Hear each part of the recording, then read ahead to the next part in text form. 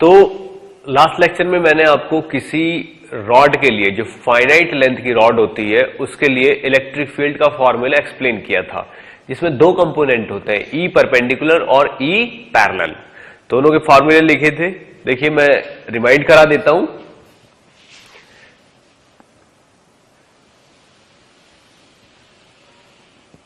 मान लीजिए ये हमारे पास रॉड थी,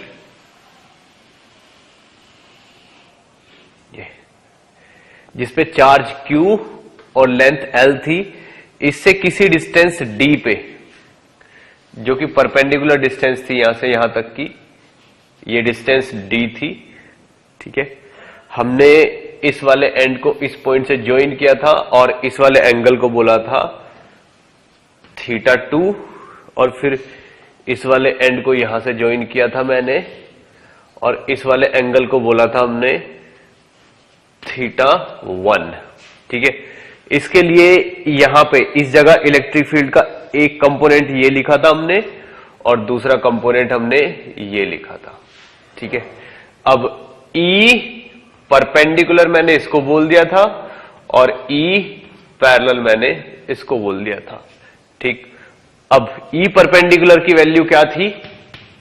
E परपेंडिकुलर था K lambda upon D into sine θ1 plus sine θ2।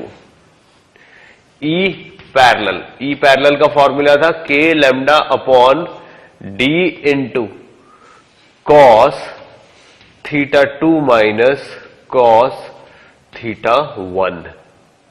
इस पर्टिकुलर केस में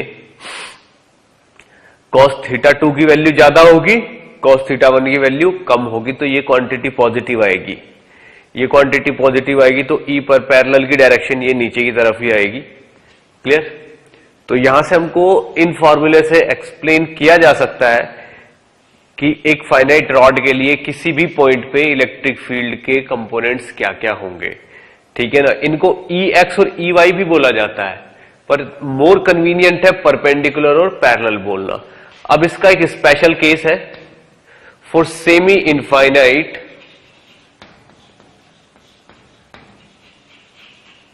रॉड। देखिए सेमी इनफाइनाइट रॉड का मीनिंग क्या है? सेमी इनफाइनाइट रॉड का मतलब क्या है कि रॉड यहां से स्टार्ट होती है लेकिन जाती इनफाइनाइट तक है। कहां तक जाती है? ये इन्फिनिटी पे जा रही है। अब इसके किसी एंड पे, ये यहां से यहां तक की डिस्टेंस है D, इसके किसी एंड पे मुझे इलेक्ट्रिक फील्ड फाइंड आउट करना है। तो अब आप ये देखिए, अगर मैं यहां के किसी भी एलिमेंट को कंसीडर करके और इस पे इलेक्ट्रिक फील्ड ड्रॉ करूंगा, तो उसकी वजह से इलेक्ट्रिक फील्ड ये होगा। उसके दो कंपोनेंट निकलेंगे यहां पे। इस इलेक्ट्रिक फील्ड के यहां पे दो कंपोनेंट होंगे, एक तो ये वाला होगा और दूसरा ये वाला होगा। अब आप ये देखिए, इसके जितने भी, अगर मैं इसको किसी दूसरे पॉइंट की वजह से इलेक्ट्रिक फील्ड एज्यूम करूं, तो उसकी वजह से यहां इलेक्ट्रिक फील्ड होगा ये। इसके भी दो कंपोनेंट होंगे, एक ये वाला और एक ये वाला। यानी कि यहां पे ये तो E परपेंडिकुलर होगा और ये E पैरेलल होगा।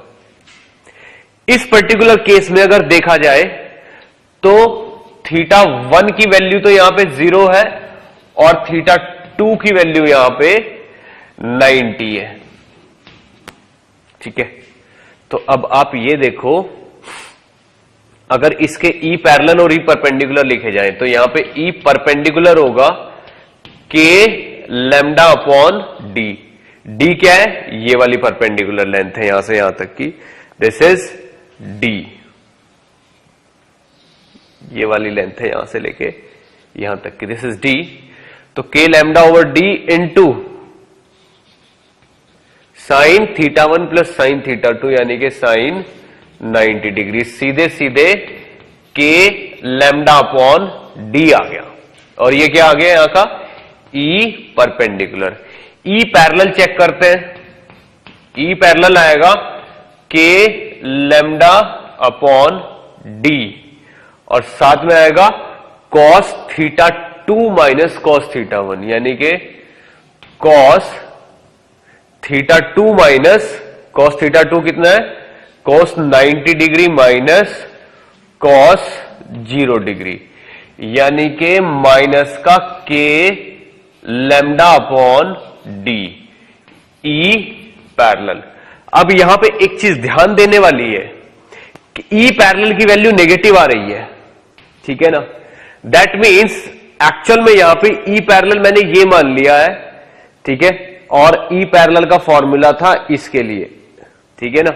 ये ई पैरेलल नहीं है, एक्चुअल में ई पैरेलल ये वाला है, क्योंकि ये जो फॉर्मूला है इस फॉर्मूले के अकॉर्डिंग ई पैरेलल नीचे की तरफ आता है, तो ये वाला वो ई पैरेलल है जो नीचे की तरफ है, इसलिए ये नेगेटिव आ रहा है। That means E parallel is upward direction, this will be in upward direction,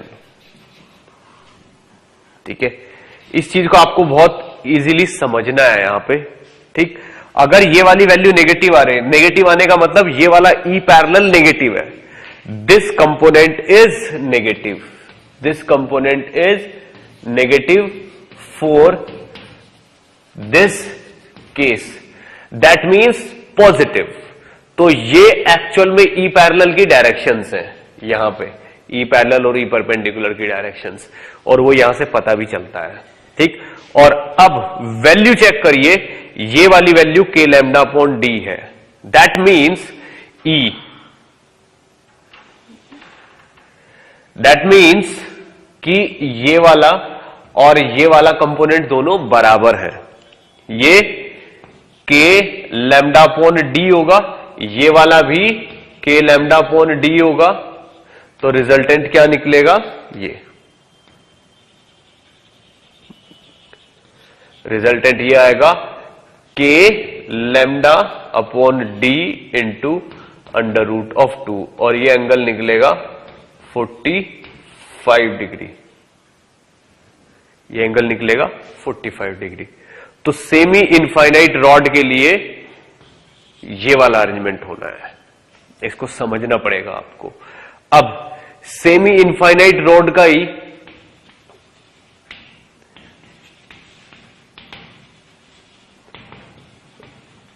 एक दूसरा केस भी हो सकता है, ठीक है। देखिए एक केस तो ये वाला हो गया अपना, ठीक है। दूसरा केस क्या हो सकता है, सेमी इनफाइनाइट रॉड का दूसरा केस ये हो सकता है कि यहां पे सेमी इनफाइनाइट रॉड यहां पे हो ऐसे, ये आगे कहां जा रही है, इन्फिनिटी पे, और आपको पूछा गया है कि इस पॉइंट पे जो सेमी इनफाइनाइट रॉड है, इस पॉइंट पे इलेक्ट्रिक फील्ड बताइए, यहां पे इस वाले एंड पे, इस जगह पे। तो अब आप देखिए यहां पे जो इलेक्ट्रिक फील्ड की डायरेक्शंस होगी, एक तो ये होगी ई परपेंडिकुलर, और एक ये वाली होगी ई पैरेलल।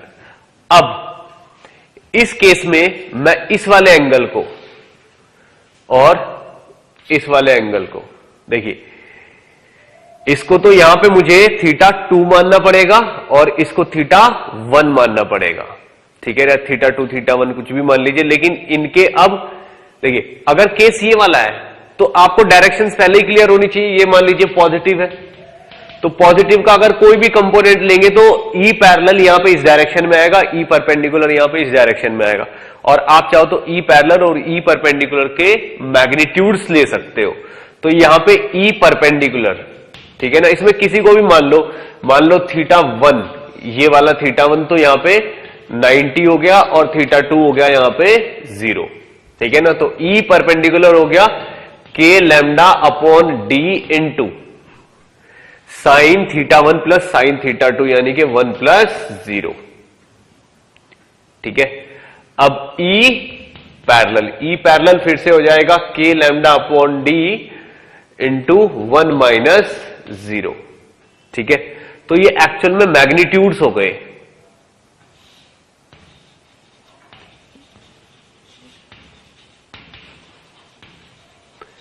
ये मैग्नीट्यूड्स हो गए, क्योंकि डायरेक्शन तो आपको पहले से क्लियर है, तो इनकी हेल्प से आप मैग्नीट्यूड्स निकाल सकते हो। ये फाइनली रिजल्ट आपको पता चली जाएगा कि ये जो रिजल्टेंट है यहां से ये फिर से 45 डिग्री के एंगल पे आएगा आंसर। तो सेमी इनफाइनाइट रॉड के लिए दोनों कंपोनेंट बराबर होते हैं, ठीक है। क्लियर? अब क्वेश्चन ये है, एक एग्जांपल है यहां पे कि अगर किसी रॉड को, एक एल शेप रॉड है यूं,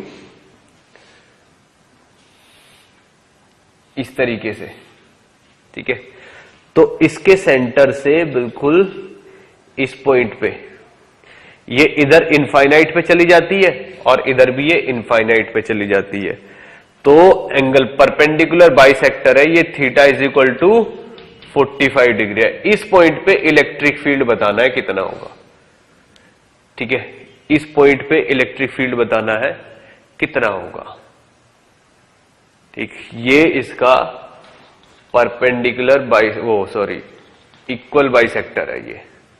तो आप देखो इस पॉइंट पे अगर मैं डिस्टेंस बताऊं और यहां से लेके यहां तक की डिस्टेंस उसने बोली है ये वाली डिस्टेंस d है, यहां से ये वाली डिस्टेंस d है, तो इस पॉइंट पे इलेक्ट्रिक फील्ड के कंपोनेंट बताने हैं, ये रॉड 1 एंड ये रॉड 2। अब आप ये देखिए ये सेमी इनफाइनाइट वाला केस नहीं है, क्योंकि ये वाली परपेंडिकुलर डिस्टेंस कितनी है, d/√2, इसके लिए परपेंडिकुलर डिस्टेंस कितनी है, d/√2, ठीक है ना। तो इस सब पे पॉजिटिव चार्ज है, तो इस रॉड की वजह से इलेक्ट्रिक फील्ड के दो कंपोनेंट होंगे, एक तो ये वाला, ठीक है, और एक ये वाला। अब इस रॉड की वजह से इलेक्ट्रिक फील्ड के दो कंपोनेंट होंगे, एक तो ये वाला और एक ये वाला। ये रॉड 1 की वजह से है E1 एंड E1, ये रॉड 2 की वजह से है E2 एंड E2, ठीक।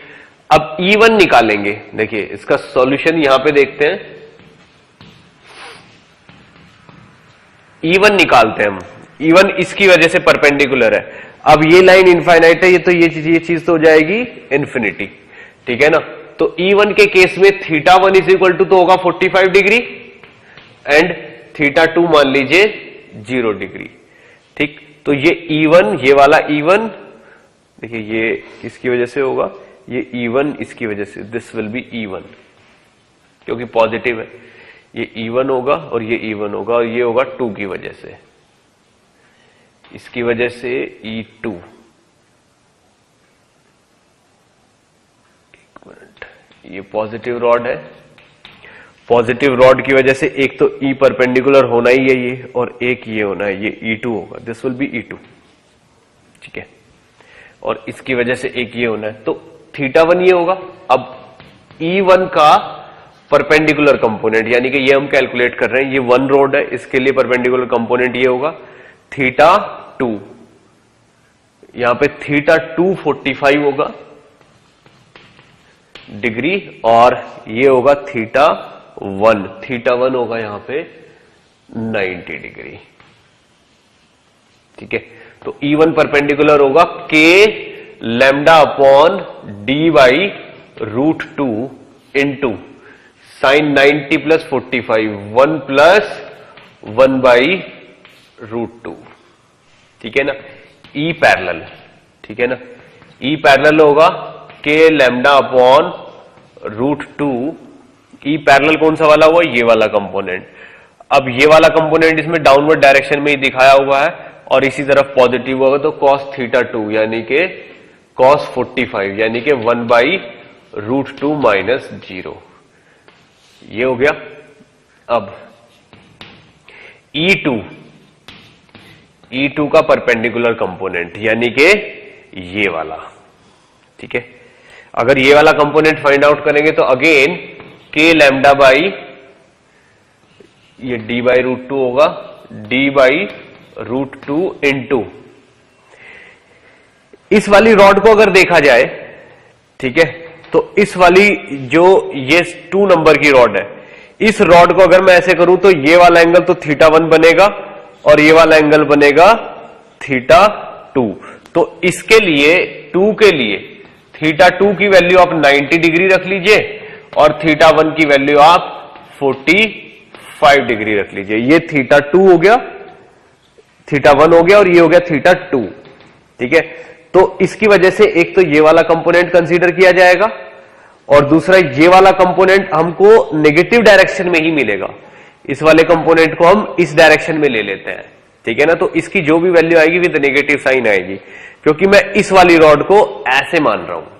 अगर मैंने इस वाली रॉड को यहां से, इस वाले अरेंजमेंट को, ये ऐसे है ना, ऐसे कर दिया, तो ये वाली रॉड ऐसे कंसीडर की जाएगी।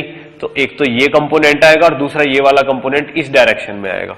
तो यहां पे ये कितना आ गया, sine theta 1 plus sine theta 2, 1 plus 1/√2 और E2 पैरेलल कंपोनेंट, E2 का पैरेलल कंपोनेंट, ये इसकी वजह से पैरेलल कंपोनेंट, यानी कि ये वाला निकाल रहे हैं हम विद माइनस साइन, या फिर E2 को ही निकाल लो with minus sine, minus k lambda upon d/√2 cos theta 2 minus cos theta 1।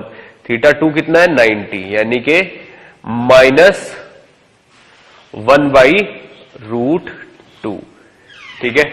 तो ये E2 पैरेलल हो गया, ठीक है।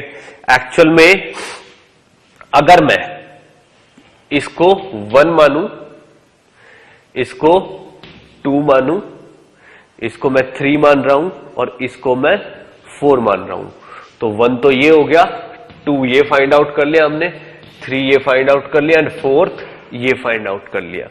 क्लियर। अब आप ये देखिए, नेट इलेक्ट्रिक फील्ड जो होगा वो ये 1 - 4 होगा।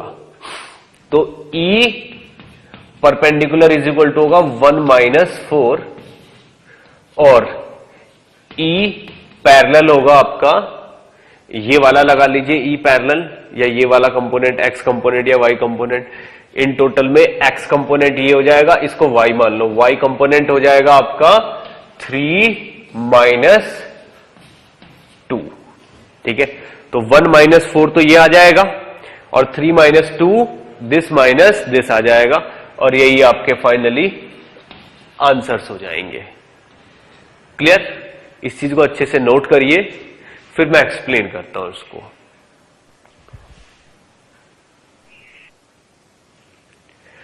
ओके, तो यहां पे आंसर बहुत मुश्किल नहीं बनता। Ex की वैल्यू सीधे सीधे क्या आ जाती है, 1 - 4, यानी कि दिस माइनस दिस, ठीक है। ये माइनस माइनस क्या हो जाएंगे, प्लस हो जाएंगे, तो ये वाली वैल्यू पॉजिटिव ही आएगी, ठीक है ना। तो हर एक उनकी खुद की डायरेक्शन में है, जो डायरेक्शन यहां पे शो कर रखी है मैंने वही डायरेक्शन है यहां पे, ठीक है। तो ये 1 है, ये 2 है, ये 3 है, ये 4 है। तो मैं Ex फाइंड आउट करूंगा तो क्या हो जाएगा, E1 माइनस दिस, यानी कि k lambda into √2 divided by d रह जाएगा। ये 1 - 4 करेंगे, देखिए 1 ये है और 4 क्या है, प्लस का 1/√2, माइनस माइनस प्लस हो जाएंगे, ठीक है ना। तो इसको माइनस माइनस प्लस कर सकते हो आप, तो ये दोनों प्लस हैं। तो k लैम्डा √2 इंटू 1/√2, तो सीधे सीधे यहां पे Ex is equal to EY आ जाएगा। Ex और EY जो है वो सेम आ जाएंगे, और कितने आ जाएगा, k लैम्डा √2/d, ठीक है। Ex is equal to EY is equal to k lambda √2/d। ये आपके आंसर्स होंगे x और y कंपोनेंट के लिए। अब देखिए नेक्स्ट चीज क्या आती है, नेक्स्ट चीज आती है electric field due to a circular arc, ठीक है। Electric field due to a circular arc.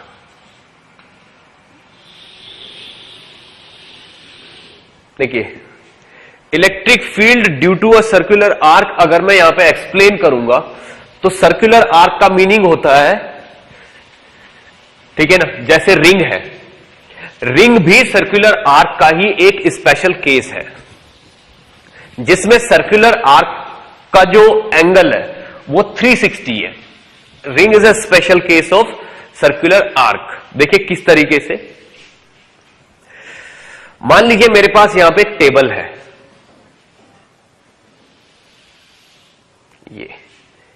ये मान लीजिए मेरे पास एक टेबल है यहां पे, यूं कैसे ये रखी हुई है टेबल यहां पे, इस पे एक सर्कुलर आर्क पड़ा हुआ है, ये यहां से स्टार्ट होता है, यहां पे खत्म होता है, और ये इसका सेंटर है यहां पे ये, ठीक है। अब ये इसका मिड पॉइंट है। अब ये सर्कुलर आर्क अपने सेंटर पे, ठीक है, इन टोटल जो एंगल बनाता है वो है फाई। ये एंगल कितना है? फाई, ठीक है। अब इस सर्कुलर आर्क का जो मिड पॉइंट है उससे सेंटर को मिलाने वाली लाइन है ये, उससे सेंटर को मिलाने वाली लाइन है ये। अब आप खुद ही देखिए, अगर कोई भी सर्कुलर आर्क मैं ले लेता हूं, कोई भी सर्कुलर आर्क ले लेता, मान लीजिए मैंने ये ले लिया, इसका सेंटर ये है, ठीक, तो डेफिनेटली इसका मिड पॉइंट एग्जिस्ट करेगा। मिड पॉइंट को अगर मैं इससे ऐसे मिला दूंगा यूं, ठीक है, मिड पॉइंट को इससे ऐसे मिला दूंगा, तो इस वाले पॉइंट की ये वाला सेक्शन लेंगे हम, इसकी वजह से अगर यहां पे इलेक्ट्रिक फील्ड निकालेंगे तो इस तरफ आएगा। अब इसका एक कंपोनेंट तो ये होगा और एक कंपोनेंट ये होगा, बिल्कुल ऐसा ही इस तरफ भी एग्जिस्ट करेगा, तो उसकी वजह से इलेक्ट्रिक फील्ड इस तरफ आएगा। उसका एक कंपोनेंट ये होगा और दूसरा कंपोनेंट ये होगा, ये वाला कंपोनेंट इसको कैंसिल आउट कर देगा, तो रिजल्टेंट आएगा इस तरफ, ठीक है। तो फाइनल रिजल्ट आता है इसमें इस तरफ। तो final electric field mid point को उससे मिलाने वाली लाइन के अलोंग आता है। तो यहां पे ये जो इलेक्ट्रिक मिड पॉइंट ये है ना, एम क्या है? ये मिड पॉइंट है, इसको सेंटर से मिलाने वाली लाइन के अलोंग फाइनल इलेक्ट्रिक फील्ड आता है ई, ठीक। इस ई की वैल्यू मुझे फाइंड आउट करनी है, ठीक है। तो जो ये सर्कुलर आर्क है, ये सेंटर पे कितना एंगल सबटेंड करता है? फाई। इस पे टोटल चार्ज कितना है? क्यू। तो यहां पे लैम्डा की वैल्यू कितनी हो जाएगी? Q over r into phi. Radius कितनी है इसकी? आर। तो सर्कुलर आर्क की रेडियस कितनी है? आर। तो r phi, q over r phi, ये लैम्डा की वैल्यू हो गई। आर फाई क्या होगी? आर्क की लेंथ, तो ये लैम्डा की वैल्यू होगी। अब इस तरीके से हमको काम करना है। मान लीजिए ये एंगल है थीटा, ठीक है ना, तो इसकी वजह से इलेक्ट्रिक फील्ड हो गया इस तरफ ई, तो ये वाला कंपोनेंट हो गया यहां पे ई कॉस थीटा, और ये वाला कंपोनेंट हो गया ई साइन थीटा। तो ई साइन थीटा तो ई साइन थीटा से कैंसिल हो गया, बचा ये, ठीक है। तो इंटीग्रेशन ऑफ, तो नेट इलेक्ट्रिक फील्ड होगा, नेट इलेक्ट्रिक फील्ड होगा integration of E cos theta, क्योंकि हर एक का कॉस थीटा ही ऐड होगा यहां से यहां तक। कहां से कहां तक? -5/2 से +5/2 तक, ई कॉस थीटा का इंटीग्रेशन। अब ई की वैल्यू लिखनी है। ई की वैल्यू क्या आ जाएगी? किसी भी एलिमेंट, ये जो मान लो इतना सा एलिमेंट लिया आपने, इसकी वजह से इस डायरेक्शन में है ई, ठीक है ना, तो ये क्या है? D Q. तो ई की वजह से इलेक्ट्रिक फील्ड आ जाएगा K into d q over r square, ये आ जाएगा, ठीक है। अब डी क्यू क्या होगा? डी क्यू होगा लैम्डा इंटू डी आर, जो छोटा सा आर्क लेंथ है ये वाली, ठीक है ना, और ये वाली वैल्यू क्या हो जाएगी? डी आर हो जाएगी lambda into r d theta. ये जो डी आर है, d r is equal to क्या होगा? आर डी थीटा, यानी कि ये जो छोटा सा एलिमेंट है, ये सेंटर पे अगर डी थीटा एंगल सबटेंड करता है, तो इस आर्क की लेंथ हो जाएगी आर डी थीटा। तो यहां पे lambda into r d theta हो गया। तो ई की वैल्यू क्या हो गई? के डी क्यू क्या होता है? Lambda into r d theta. तो डी क्यू क्या हो गया? Lambda into r d theta, k lambda, ये क्यू हो गया k d q over r square into cos theta, और इसका फाइनल इंटीग्रेशन -5/2 से +5/2 तक, ठीक है। अब बस इस वाले आर से वाला आर कैंसिल, तो के लैम्डा ओवर आर तो यहां पे कॉमन आ गया। इंटीग्रेशन में क्या आता है? कॉस थीटा डी थीटा -5/2 से +5/2 तक। तो कॉस थीटा का इंटीग्रेशन साइन थीटा, और साइन -5/2 माइनस होता है, तो +-2 साइन थीटा हो जाएगा। तो फाइनली आंसर आ जाएगा आपका 2k lambda upon r, 2k lambda upon r into sine phi by 2 is electric field. ठीक है, तो इलेक्ट्रिक फील्ड का फाइनल फॉर्मूला आपके पास आ गया ये वाला। ठीक है, तो फाइनली इसका फॉर्मूला क्या होता है, 2k lambda upon r into sine phi by 2। ये आपके इलेक्ट्रिक फील्ड का फॉर्मूला है किसी भी सर्कुलर आर्क की वजह से। ठीक है ना, अलोंग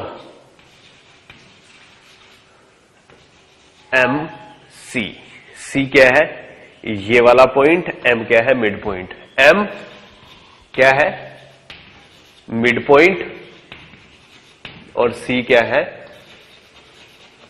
सेंटर। ठीक है, आप खुद ही देख सकते हो। फॉर सेमी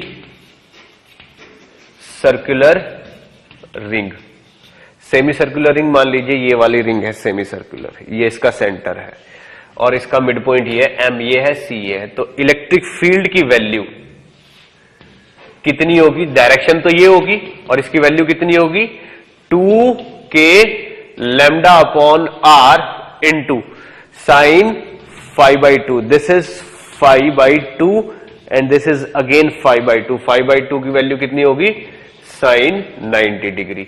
तो E हो जाएगा यहां पे कितना 2k लैम्डा अपॉन r।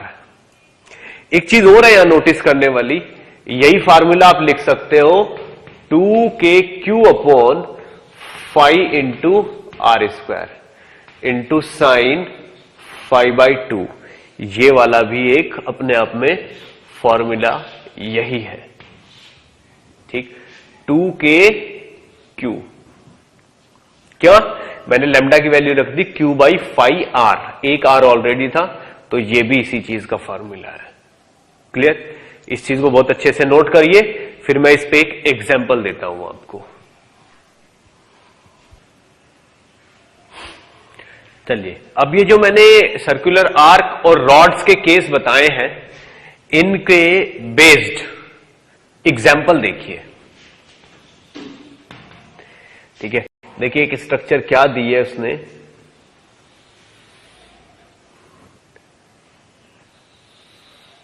ये रॉड है, ये इधर इंफिनिटी पे चली जाती है और इधर भी इंफिनिटी पे चली जाती है और यहां से लेके यहां तक का सेक्शन सर्कुलर आर्क है इस तरीके का। ये एक सर्कुलर आर्क है अपने आप में और ये सेमी इनफाइनाइट रॉड है इस तरीके से।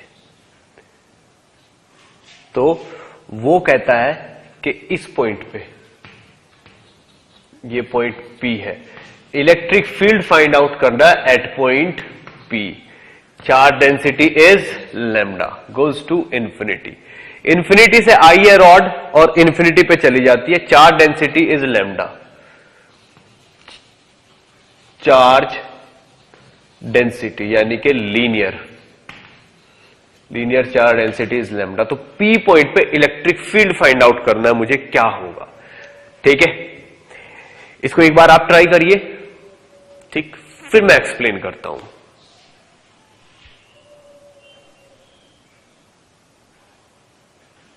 ओके, आपने इसको ट्राई कर लिया होगा। देखिए क्या होगा, ये क्या है सेमी इनफाइनाइट रॉड। मान लीजिए ये रॉड 1, ये सेक्शन 2 और ये सेक्शन 3। यहां से यहां तक का सेक्शन 1 ले लिया, ये यहां से यहां तक का 2 ले लिया और यहां से यहां तक का 3 ले लिया। तो सेक्शन 1 की वजह से जो इलेक्ट्रिक फील्ड होगा वो ये वाला और ये वाला होगा, यानी कि this is E1 and E1। Section 2 की वजह से इलेक्ट्रिक फील्ड जो होगा वो ये वाला होगा, electric field due to section 2। और सेक्शन 3 की वजह से इलेक्ट्रिक फील्ड होगा ये वाला और ये वाला। तो ये E3 और E3 है। आप अगर E1 की वैल्यू फाइंड आउट करोगे, ठीक है ना, तो E1 की वैल्यू आएगी k lambda by d into, बस ये लाएगी k lambda by d into √2। ठीक है ना, E1 की। और E1 की वैल्यू फिर से k lambda by D into √2 आ जाएगी। क्यों? दोनों की वजह से एंगल 45 होता है और ये इक्वल होता है। अभी सेमी इनफाइनाइट रॉड की वजह से हमने निकाला है, तो k lambda by D into √2 रहेगा। तो ये E1 और E2 की वैल्यू भी यही रहेगी, k lambda by D into √2, again k lambda by D into √2 ये रहेगी। अब E2, ये E3 हो गया आपके थर्ड वाले। अब E2 की वैल्यू क्या रहेगी, k lambda by D, 2k lambda by D into sine 5/2। यहां पे फाई की वैल्यू कितनी आ रही है, फाई की वैल्यू है 90 डिग्री। देखिए ये पूरा एंगल फाई है, दिस इज 90 डिग्री, तो 5/2 कितना हो जाएगा, साइन 45 डिग्री। ठीक है, तो ये कितना हो जाएगा, ये हो जाएगा k lambda by D into √2। ठीक है, ये k लैम्डा बाई √2 यहां पे नहीं आएगा, सेमी इनफाइनाइट रॉड की वजह से k lambda by D and k lambda by D रहता है, तो यहां पे √2 नहीं आएगा इन वाले में, क्योंकि हाफ केस है। ये रिजल्ट आता है फाइनल, जो k लैम्डा बाई 2 का रिजल्ट आता है ये। ठीक है, तो आप देखिए ये वाला k लैम्डा बाई 2 अगर देखा जाए, ठीक है, तो E1 इस तरफ होगा और E1 इस तरफ होगा। देखिए ये तो E1 परपेंडिकुलर हुआ और ये E1 पैरेलल हुआ। ठीक है ना, E2 किस तरफ होगा, ये वाला 1 की वजह से तो ये हुआ, E2 क्या हुआ, E2 आपका इस तरफ और इस तरफ होगा, E2 ये होगा और ये होगा। तो ये E3 का परपेंडिकुलर कंपोनेंट होगा और ये E3 का पैरेलल कंपोनेंट होगा। ठीक है, पैरेलल वाला। तो ये तो एक दूसरे को आपस में कैंसिल कर देंगे। ठीक, बचा केवल ये आपका E2 होगा, तो इससे ये कैंसिल हो गया, इससे ये कैंसिल हो गया, केवल बचा E2 और E2 की वैल्यू कितनी आ जाएगी, k lambda by D into √2। तो केवल ये आंसर बचेगा। इस रॉड का ये वाली रॉड कैंसिल कर देगी, केवल ये बचेगा E2। केवल सर्कुलर आर्क की वजह से ये आंसर आएगा। ठीक, ये आपका आंसर होगा। क्लियर?